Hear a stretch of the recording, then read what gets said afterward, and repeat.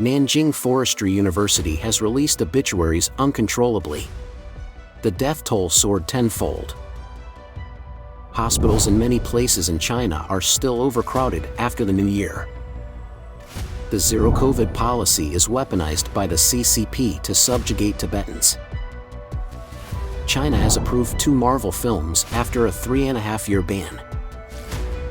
A 4-star U.S. general and a top Republican have warned that war with China might break out in 2025.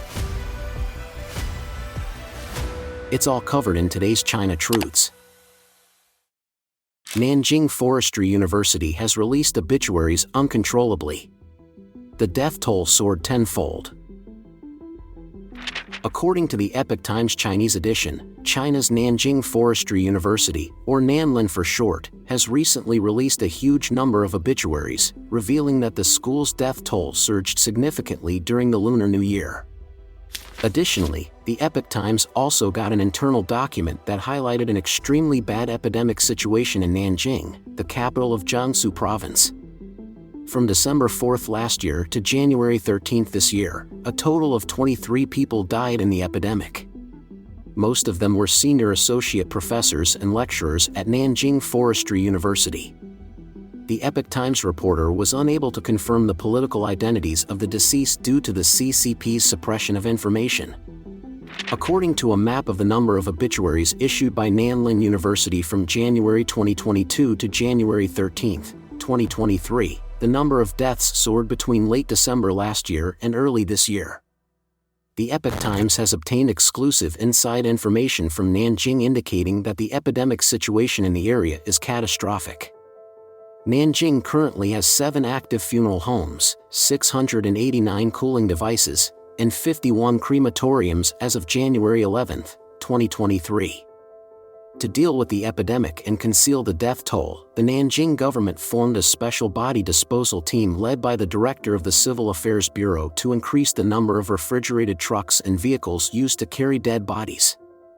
This is kept concealed from the general public, and funeral workers are prohibited from revealing actual death data. According to an internal document titled Nanjing City Update, it is estimated that from December 1, 2022, to January 2, 2023, the number of bodies cremated in Nanjing soared by 6 to 7 times the normal rate. On January 4 alone, 493 elderly remains were cremated, nearly 6 times the amount on the same day the previous year. On January 27, political commentator Li Yanming told the Epoch Times that Jiangsu province was originally the hometown of former CCP leader Jiang Zemin and that China's forestry system is the realm of power and interests of Jiang Zemin's cousin, Mr. Jiang Zihui.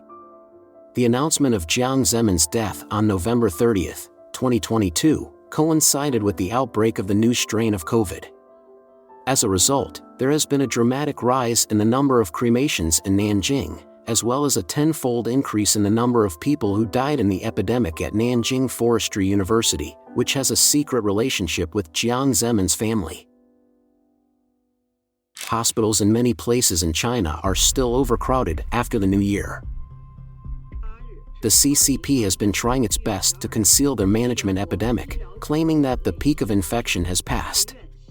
But recently, a large number of videos have leaked out on the internet, showing that hospitals in many places are still crowded with patients, and inpatient wards are overloaded.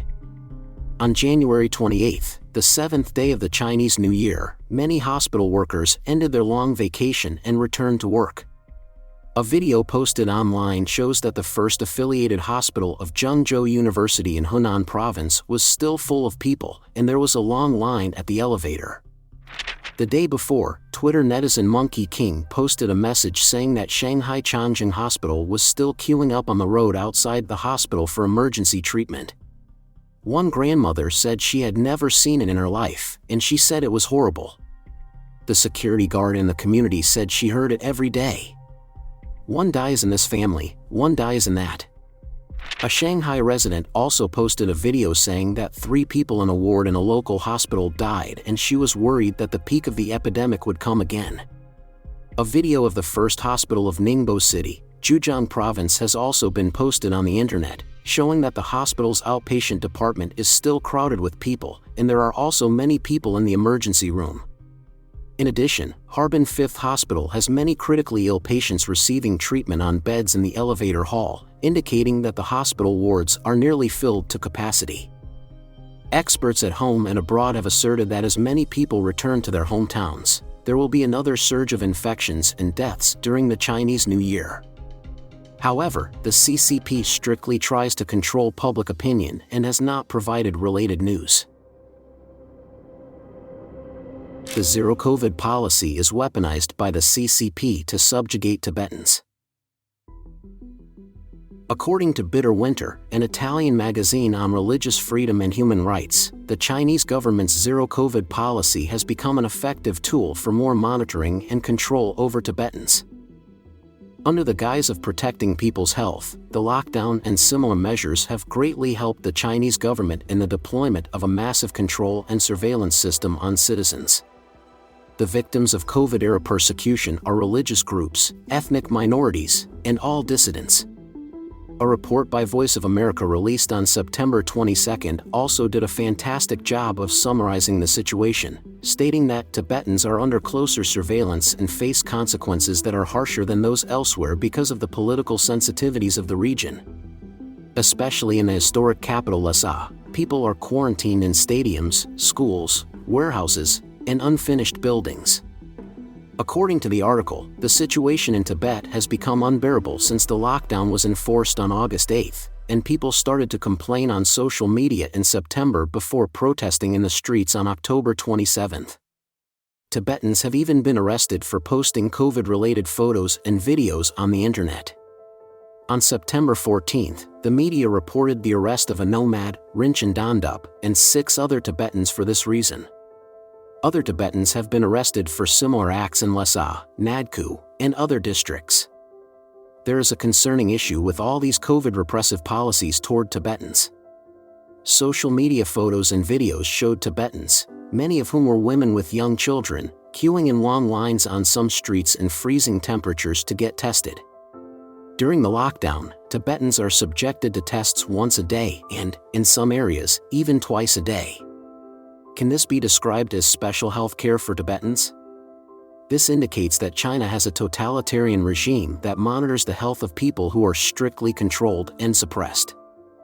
According to the article, in a country with an authoritarian regime like China, the evil system of organ harvesting, in which the victims are those considered enemies by the CCP, is a huge and prosperous industry.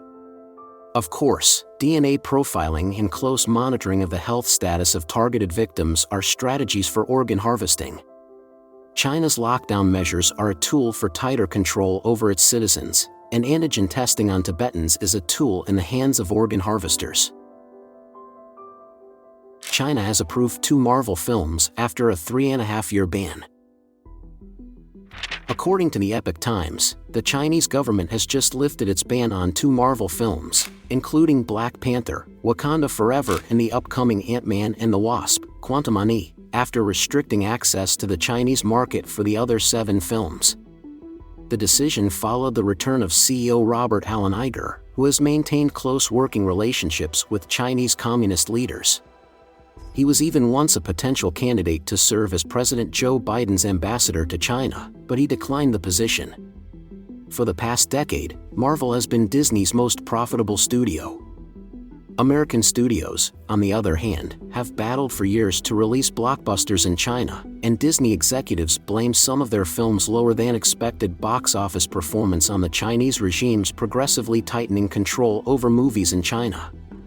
The Hollywood blockbuster Top Gun: Maverick was the latest in a long series of Hollywood blockbusters that had been banned from the Chinese market due to CCP censorship. Taiwan and Japan's flags, both of which are extremely sensitive to the Chinese regime, were seen on the leather jacket of the male protagonist, played by Tom Cruise. The flags were previously deleted from a 2019 trailer to please Beijing.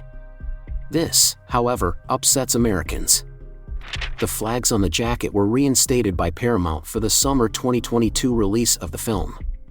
The CCP then banned its release in China. Despite not being released in China or Russia, Top Gun: Maverick earned more than $1 billion worldwide. Doctor Strange in the Multiverse of Madness, which was also banned by the CCP in the Chinese market, also had an excellent global box office result. When Doctor Strange, played by Benedict Cumberbatch, confronts Gargantos on the streets of New York in the trailer, a yellow newspaper box of the Epoch Times appears on a street corner. The Epoch Times is a multi-language global news company based in New York City. Its distinctive yellow newspaper boxes are distributed across major cities, especially in Chinese diaspora communities. The Epoch Times delivers uncensored China news, particularly regarding the CCP's decades-long unlawful persecution of Falun Dafa, a spiritual practice that millions of people throughout the world have embraced. Falun Dafa, also known as Falun Gong, is an advanced practice of self-cultivation based on the Buddha school of teachings, founded by the discipline's master, Mr. Li Hongzhi. It is a discipline based on assimilation to the highest characteristics of the universe: truthfulness, compassion, forbearance as the foundation of practice. Since former CCP leader Jiang Zemin launched the persecution of Falun Gong in 1999, Falun Gong practitioners have been illegally arrested, beaten, and tortured in prisons and detention centers throughout China, subjected to forced labor and sexual assault, and, more seriously, have become the main source of the ongoing inhuman live organ harvesting industry to this day, all because they refuse to renounce their faith. Over the past 2 decades, the Epoch Times has consistently spread the truth to the world in a variety of languages, especially Chinese and English publications, about what is going on in mainland China and the evil nature of the CCP, an organization that harms the country and harms the people. A 4-star U.S. general and a top Republican have warned that war with China might break out in 2025. According to Reuters, 4-star U.S. Air Force General Mike Minihan stated that his gut told him the United States would fight China within the next 2 years. In a memo to the leadership of its roughly 110,000 members, he said, "I hope I am wrong. My gut tells me we'll fight in 2025." Although the letter was dated February 1st, it was distributed on Friday. According to General Minihan, both the US and Taiwan will hold presidential elections in 2024, which could prompt Chinese leader Xi Jinping to escalate military aggression against the region. The 2024 presidential elections in the US would also create a distracted America, which could benefit the Chinese regime. He said, "Xi's team, reason, and opportunity are all aligned for 2025. The general's prediction was shared by Michael McCaul, a top Republican in the United States Congress. Republican Mike McCaul told Fox News on Sunday. That's going to be received in China. Well, I hope he's wrong as well. I think he's right, though, unfortunately. McCaul stated that the CCP wishes to seize control of Taiwan, which he believes is feasible through interfering in the island nation's elections early next year.